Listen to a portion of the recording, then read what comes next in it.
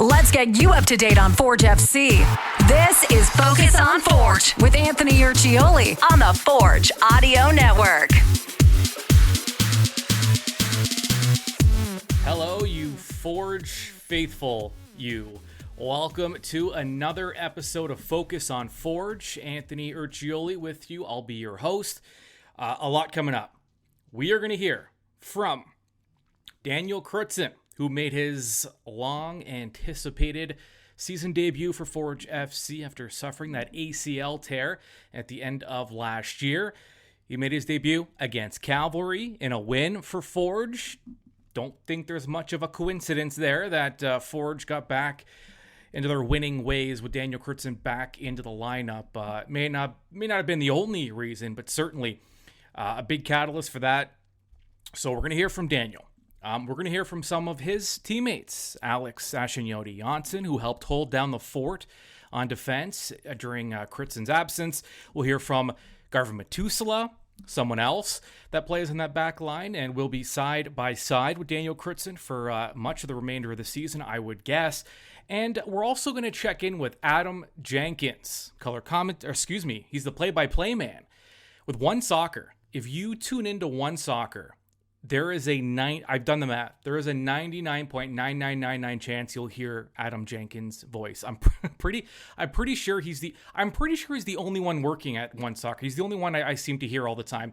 Adam Jenkins knows the CPL like very few, and he's going to join us. Not only are we going to talk Forge, the purpose of Adam's visit will mostly be around I know we're focusing on Forge, but we're going to take a minute to focus on the rest of the league because it's crunch time. We're almost at the playoffs here. Forge, for example, only have 5 matches left. Most of the league only has 4 matches left. And then we get into the 2-leg semifinal and then the final. So a lot of positioning still up for grabs. So we may as well take a peek at the table. Atletico Ottawa, 41 points. They are in first place. They've played 24 matches. They haven't won in a few, but they've had 3 straight draws after a pair of wins. So Ottawa still being consistent, getting points, playing that low block, that defensive style, and then capitalizing on their opportunities. There aren't a lot of them, but they're very efficient with their attack. Atletico Ottawa right now in first place, 41 points. Forge in second. They are 2 points back of Atletico. They do have a match in hand, though. So here's what this means. If you are a Forge supporter, and if you are listening or watching the Forge Audio Network, I would assume you are a Forge supporter. Maybe I shouldn't assume. Maybe you're not, but the most of you probably are. Forge FC have the highest points percentage in the league. So what this means is Forge, more than any other club, is in control of their final destiny and their final playoff positioning. Forge finishes in first. Again, you guarantee, if they make it to a final, they're guaranteed to play that final at home at Tim Hortons Field, which would be incredible. But a long way to go until we get there. But first place, there's a lot there. There are a lot of reasons to finish top of the table. Number one is to secure that home field advantage. So Forge is in second with 39 points in 23 matches. Cavalry's played one more match than Forge. They're 1 point back after their match last weekend. In fourth place, Valor, 36 points. 2 back of Cavalry. They're level on matches. And then Pacific, who was knocked out of a playoff spot, they are also at 36 points, so they're tied with Valor, but they played 1 less match than Valor. And Pacific is who Forge will play Sunday. Kickoff time is scheduled for 8 p.m. Eastern time. Forge at Pacific out west, and plenty on the line in that one. We'll have a match day preview for you to make sure we get you fully teed up for that contest between those two clubs. First, though, I introduced them already, but I'll reintroduce Adam Jenkins, the voice of the Canadian Premier League on One Soccer, and he joins us now. All right, Adam Jenkins makes his highly anticipated return to the Forge Audio Network. Adam, welcome. And I mean, it didn't matter when we spoke. Every time we spoke, the table in the CPL looked completely different, and it hasn't changed much. Although Ottawa, I mean, are you a little bit surprised that Ottawa's been able to maintain this level? This is where I ask myself what level of humility I want to have on this podcast, this show, because, and I have the screenshot, I'm ready to hit send before the season, day one, CPL tweeted, give me your bold predictions for 2022, and I said, Ottawa Valor both make the playoffs, and everyone's laughing at me, and not a chance except for the diehards of each teams. So it's sitting in my drafts, waiting to hit send in case it makes it. I genuinely, and it might sound ludicrous, or you may not believe me, and that's your prerogative, I am not surprised by Ottawa in the slightest. I think we have seen an offseason from them that we may never see again in the CPL, where without twisting the knife on the team from last year, we understand they were bottom of the table. They did it perfectly.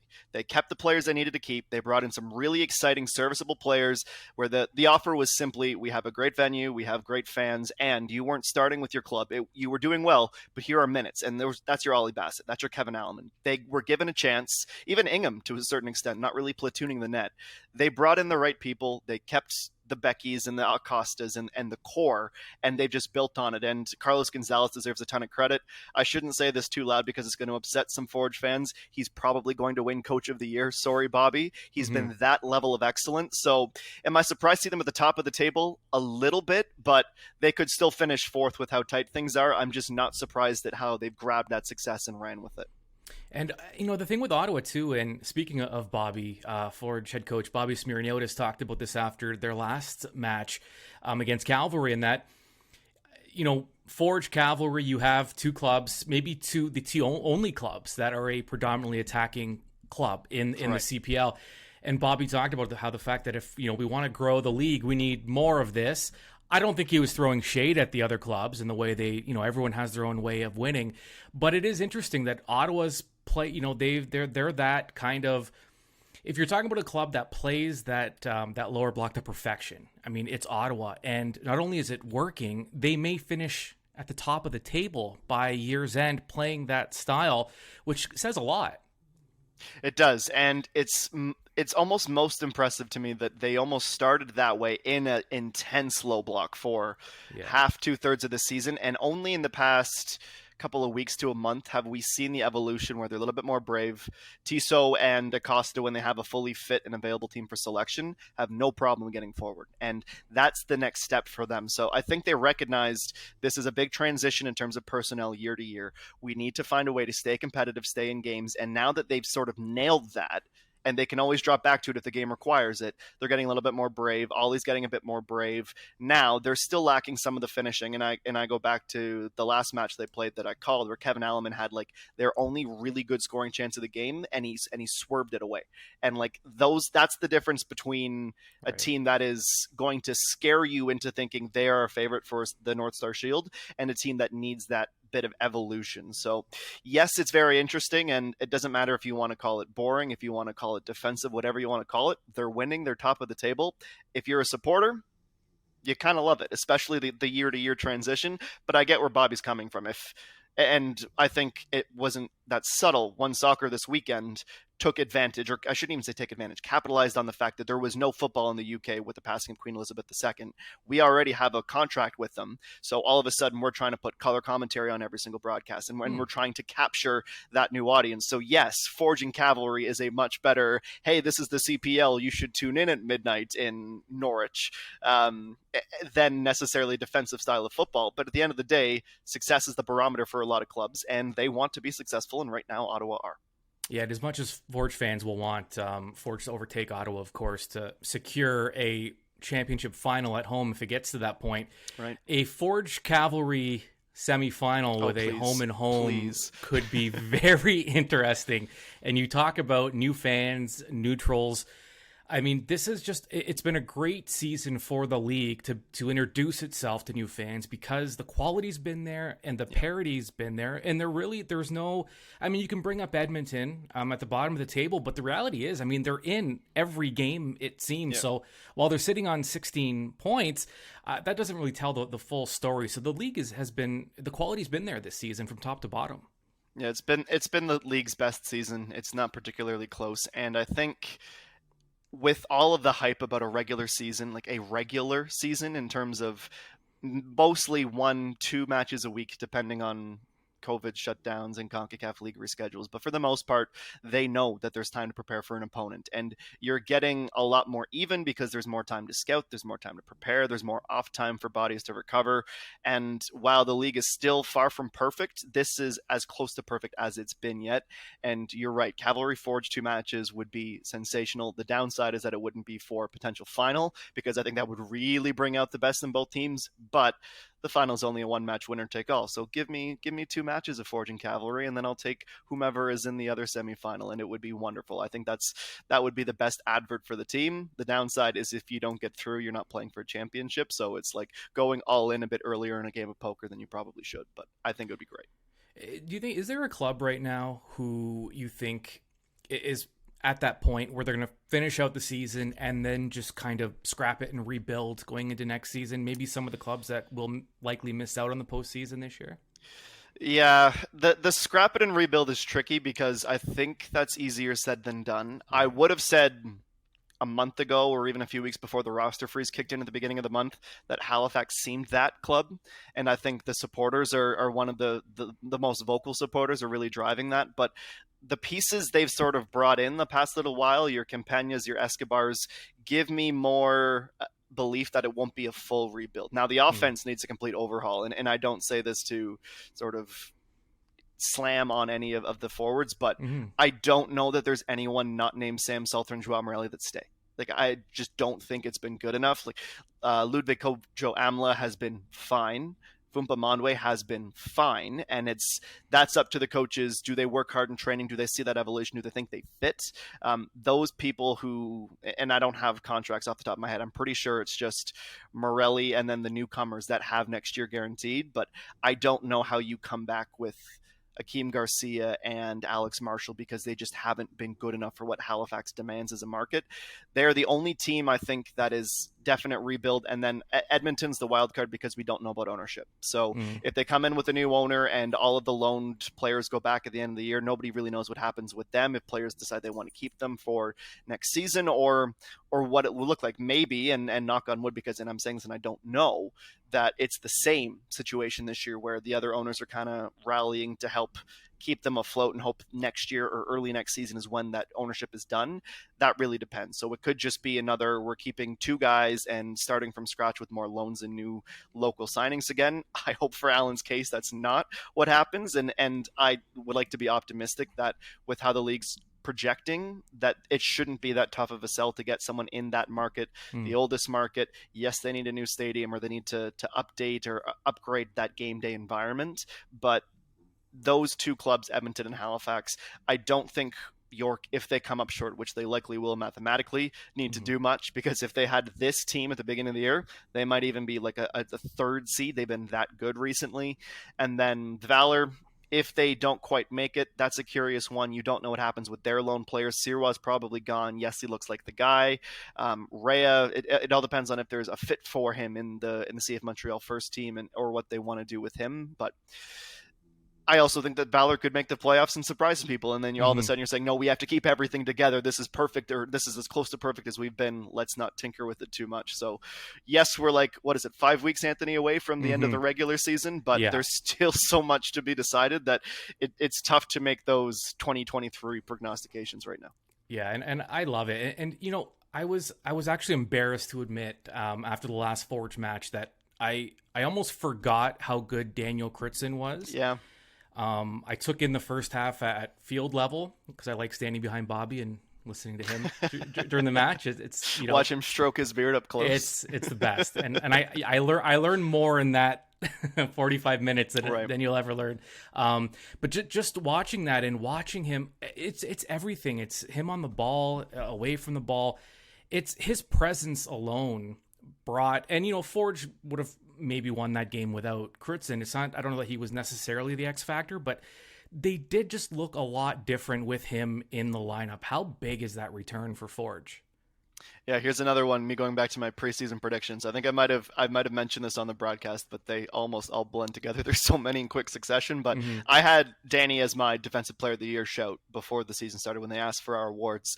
And I'm sure working with the club, that they keep the injury statuses pretty close to the chest. So I'm like, oh, he'll be out for a month or two. This won't be a problem. He'll come back, take the league by storm. DPOY locked, and he's gonna have 5 weeks of the regular season and then a playoff push, assuming Forge get in. I don't want to assume anything here, but they are a significantly better team with him there. He is. I think I like what Bobby said the most, where there's just nobody like him. There isn't a center back in the CPL with his profile, with his aggression. Christian Jack might single-handedly get his Canadian eligibility and get him in the Canadian pool, which I'm sure many supporters would be happy about, constantly asking about the passport. He's that good of a player. I think with a season where he didn't play as many games, it might be tough for him to move, but you see what Joel Waterman's doing for CF Montreal. Lucas McNaughton's been very serviceable for TFC this year. Daniel Krutzen can hold his own with those two players, so at some point he is going to go, whether that is Major League Soccer, and the Canadian permanent residency would help that significantly. He's that good. And I think you're at the point with Forge where you're not really asking questions about the back. That's how solid they are. It's the other two areas of the pitch that still have a bit of finessing to do in these final few matches, but you're not asking questions about their back line anymore. And having Danny there just makes it that much more shored up. Absolutely. And lastly, that play at Pacific Valor battling it out for that fourth spot. And I mean, really, we're 5 points are separating first to 5. So it might not be, both could make it. I mean, that's possible as well. I thought Valor was done. I mean, that was my mistake, because they went on a tear. They're very much in the picture. And with what we're seeing week to week, anyone can beat anybody. So it's almost impossible to make a, blanketed, hey, this team's going to make it, this team's going to get in. But if you, and I know you are a play-by-play man, so it's, let's say predictions aren't always under your umbrella of duties, but let's put it this way: which club do you think could do more damage in the postseason, Valor or Pacific? Ooh, I love how that's phrased. Pacific, having been there before, makes me think that they'd have a likelier chance, but Valor and Ottawa both are right up there with, if I'm an opposing team, I don't want to see either of them. That's with all due respect to Cavalry and Forge, who you can almost safely assume that they'll be able to finish strong. I think you would rather see a known commodity that you know what they're going to bring you than see a Valor or an Ottawa in the playoffs. The IG Field, with just how big it is and the way it's set up, and it's kind of like Tim Hortons Field with the raised lowest level of seating, it doesn't get the credit it deserves for how loud the supporters are, how smart the supporters are, and how they know when to be a factor. And with how well Valor's been playing at home, let's say Team A draws Valor in leg one of the playoffs, I don't know that you're expecting to come out of there with anything more than a 1-0 loss or like a gritty 0-0. Like that's, it's tough to play at IG Field and get your results. Forge will obviously remember that. So I don't know that you want to see Valor. Pacific is the most interesting one, because Manny comes back for the match against Forge. They lose Amir for accumulation. They could win out the rest of the season. Wouldn't surprise me. They could lose 2 games in a row, win 1, 2 more, and they're done. Wouldn't surprise me either. Like, that's how much fluctuation there is with that team right now, because they just don't have that number 9. Brown's not been fully integrated yet. He's not fully fit yet. But again, he comes back. Yes, Sean Young's been amazing. I mean, I'll take Bustos and Hurt any day. If you can get one of Daniels or Brown into fitness, I don't know that I want to play Pacific either. And all of this, Anthony, just harkens back to you saying the parity this year is so intense. I want to say, too, I refuse to knock York out of talk for the playoffs until they are out. Like they're winning 3-1 pretty much. They're scoring 3 goals a game all the way through. They're getting the stops they need from Elias Imaris. Maybe Nico Giantsopoulos comes back and pushes them for a bit more. I refuse to assume that York is out of this. I don't think Halifax has the schedule, the form to get there, but I do think that this is a 6-team race still for the playoffs, and that's what makes the predictions near impossible for me.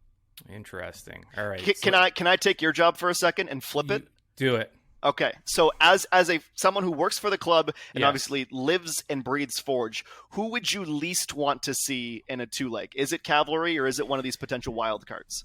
I would say Cavalry, only because coming out of a home and home against, I mean, I don't know who would be left after that, after what we've seen, because it's a very good point. These players, they just can't seem to contain there, and they say the right things. Mm-hmm. It's not a rivalry. There's no hate here, but when they step on the pitch, I mean, it's very evident these are two clubs that do not like each other in the context of the game action. And you might end up, if you're Ottawa or Valor or Pacific and you play Forge or Cavalry in the final, I don't know. Are players going to be left? It's kind of like a hockey series where one team plays that 7-game tough series and then has nothing left for the next one. So I think Cavalry is still the club that would give me the most worry. But I mean, look, Ottawa's beaten Forge this year. Valor beat them twice. It's the nature of the league, and it's what makes it exciting. So I'm not complaining. And match of the week this weekend, Forge Pacific could very well be that two-legged semifinal preview, so that would be fun too, with how the first match of the year went for Forge, not well, and with the final last year, which would still be fresh. So I think for me, as the neutral who loves all of his clubs equally, I'm just excited to know that the next 6 weeks, I think, or maybe even 7 weeks, because the final is like the second to last. It doesn't really matter. I'm just excited at the prospect of how good the games are going to be, and that we still have 7 teams mathematically in contention. It rules. It really does. Yeah. Adam Jenkins, I would ask you where we can hear you, but you pretty much just have to turn on One Soccer and Adam Jenkins will appear. He's like, it's like Beetlejuice. It might be from the Island Games. It might be from Goals of the Month from last year, but there's a chance it's me. So I apologize if I'm not your cup of tea. Otherwise, you're welcome, I guess. Adam's voice is in my head 24/7. It's not the worst thing. It's not a complaint. I will take that as mostly a compliment. So thank you. That was the intention. All right, Adam, thanks a lot. Cheers, Anthony. All right, there is Adam Jenkins. Now we discussed Daniel Krutzen a bit. I was fortunate enough to catch up with Daniel this week just after training at Forge's facilities there at Tim Hortons Field, and we talked about the injury, the road back, and his role with the club going forward. I feel amazing, to be honest. It was great to be back in the field with the boys. Physically felt great. I feel fine. We had 2 days off, so I had some time to take some rest. So I feel pretty good. Bobby's talked about the versatility of this team even before the season started, and early on, the club needed it. Guys like Alex, playing center back. Just watching this club during your absence and seeing guys step up and play various positions, it has to be a pretty good feeling knowing you're coming back to this club. Yeah, 100%. It's good to see that we have 23 guys on the roster that can step in at any point. I think Bobby's always said that too, that's the goal of this club, to have 23 players that compete for spots, and if someone falls out or gets injured, there's always that next guy. And I think we show that for the past 9 months. It's been a long road for you. Maybe you don't want to remember it, but if you do go back to that moment, was there a moment when you got hurt where you're like, oh no, this feels serious, and what was kind of going through your head? I don't know. It went all pretty fast. I think I went down that day and went into the locker room, and I remember the doctor saw me and immediately was like, I think it's not that great news. He said probably an ACL tear right away. So you start thinking a whole lot of things, but at the end of the day, you just take it day by day. And at first I was waiting for those MRI results. Once they came back and confirmed that it was the ACL, you just realize it's a long process to get back into it, and you just take it day by day.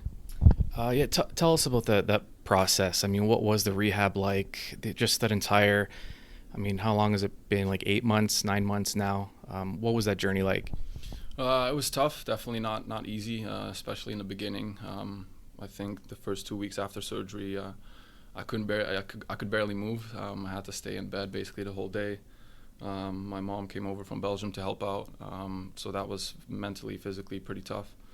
But then once you get back into it with the boys every day, you work in the gym, you go out on the field and stay with the boys every day. And there's ups and downs throughout the whole process. But as I said, it's just day by day, and if you just take it that way, then it's an easy process in the long run.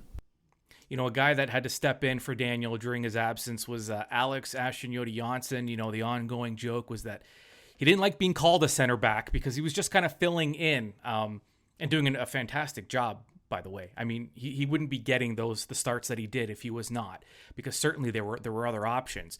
But they went with the natural midfielder, the natural defensive midfielder, Alex Achinioti-Jönsson, playing center back, and last match he was back at his regular position in midfield.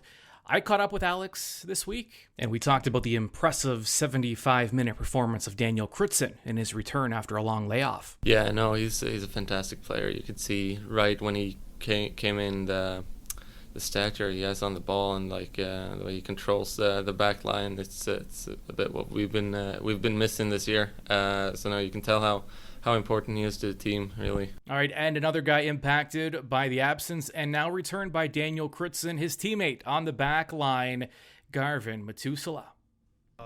We've been training for the past 2-3 weeks, and you could see right away that it's like he never left. And we all saw it on Saturday that it's like he never left, and he just was so in the game and good in his tackle, good in his passing. So I'm so happy for him. You've dealt with injuries yourself. Take us into that mindset, because, I mean, it's scary, not just because of your health, but there's a lot at stake. I mean, it's your livelihood. You have goals that you've been working toward. And when a serious injury happens, is that one of those scary moments mentally as well? Yeah, for sure. I think it's harder mentally than physically, especially when you're in your first sessions, and your first sessions back. Just to get back in the groove and everything, sometimes you're kind of skeptical of making certain movements. So the hardest part is for sure mentally, but with time, everything like comes back. So yeah. But even during the the mental health part of it, it's you feel pretty down, right? You have no control over it as well. Is it scary in that sense as well? Yeah, because like you said, you have no control. So especially on like his injury, a knee injury, takes a while, and sometimes you can't feel good, and the next day it might be bad.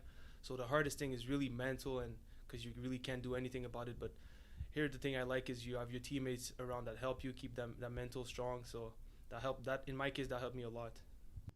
All right, Forge fans, that was your focus. And now that you're focused, stay tuned. However, wherever you get your Forge content, whether it's through podcast, social media, YouTube, you can subscribe, and also at forgefc.ca. Plenty more content coming up. As mentioned, the full match day preview will drop very soon as we get you ready for Pacific and Forge, and also 3 keys to the match, which will be followed after the match by the match in review. So plenty of reason to subscribe and listen. I'm Anthony Urciuoli. We'll talk to you soon. We are the Forge, the mighty, mighty Forge. You just don't think you understand.